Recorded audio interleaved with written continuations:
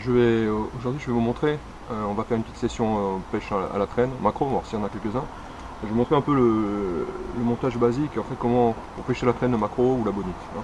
Donc déjà on va commencer par la canne. Donc, une canne en lancer, on appelle lancer mi-lourd. C'est une canne, celle-ci elle fait de 50 à 80 grammes de puissance, mais on peut prendre un peu moins, une 10-40 fait très bien l'affaire, hein. Entre elles je suis un peu costaud parce que celle-ci elle est destinée à pêcher plutôt les bonites. Donc un bon moulinet, euh, c'est assez indispensable, surtout si on fait des gros poissons.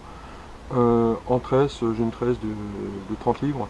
Euh, c'est absolument pas indispensable pour le macro, hein. On peut pêcher beaucoup plus fin, mais là c'est parce que c'est une canne qui est un peu plus puissante. Je veux dire, vous pouvez partir sur une canne de 10-40 grammes avec une tresse de 10 kg de résistance à 20 livres, ça fait largement l'affaire pour pêcher le macro, pour pêcher la bonite.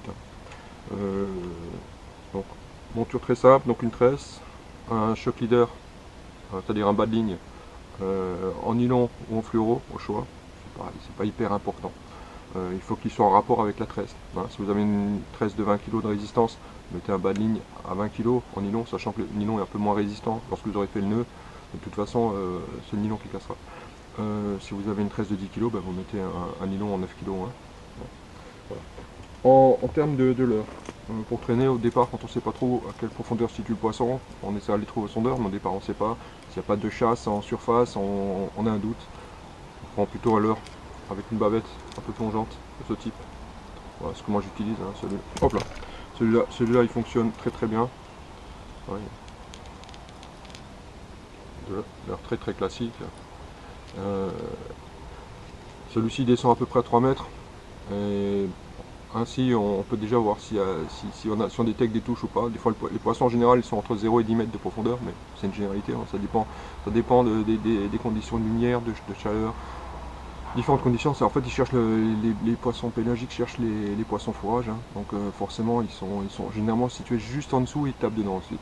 Vous avez les mouettes qui se mettent au-dessus, les poissons chasseurs en dessous, vous avez le fourrage qui est entre les deux, et puis voilà. Voilà comment se passent les chasses. Donc leurre classique, d'accord. Au niveau, moi j'aime bien mettre devant un train de plume. Alors, ce qui est important avec le train de plume, alors ça c'est des plumes, c'est un train de plume que je fabrique moi-même parce que j'aime, voilà, c'est un petit plaisir, hein. Mais on peut acheter ceux du commerce, ils vont très très bien.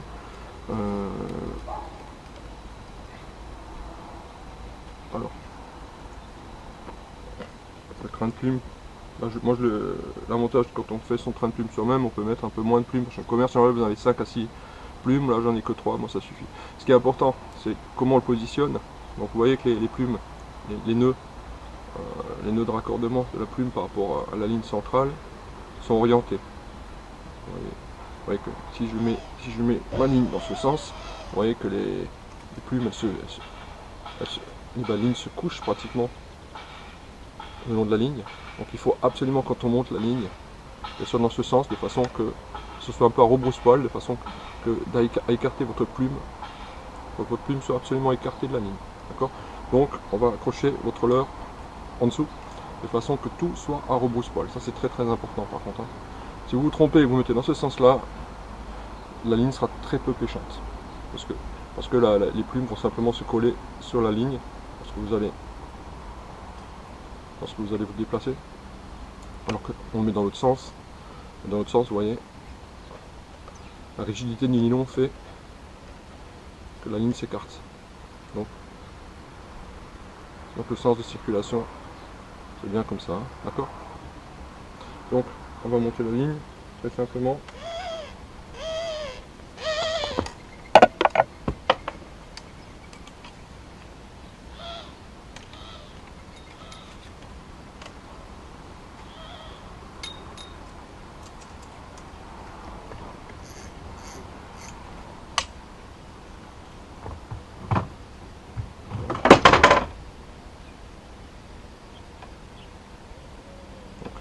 Voilà, raccorder sur les mérillons.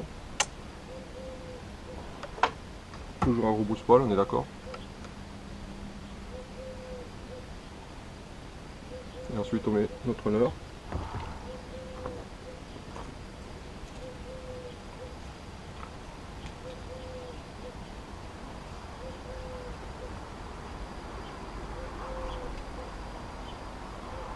Et voilà. Et la ligne est montée et elle est pêchante.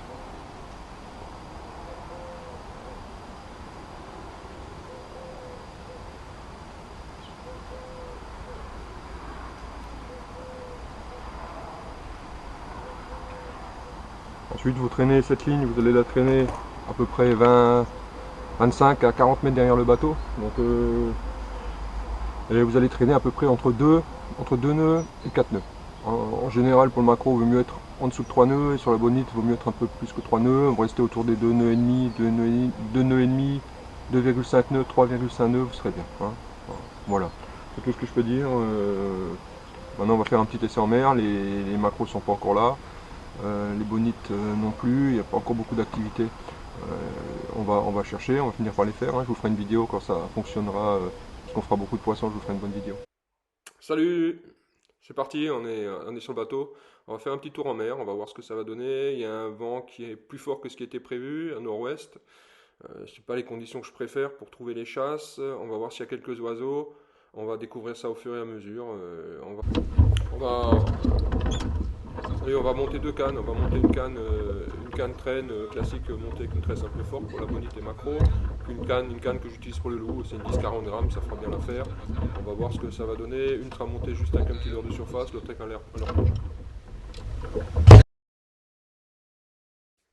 Voilà, on va simplement commencer par traîner. Je vais essayer de voir si je peux trouver quelques chasses. Je ne suis pas encore sur ma zone de pêche.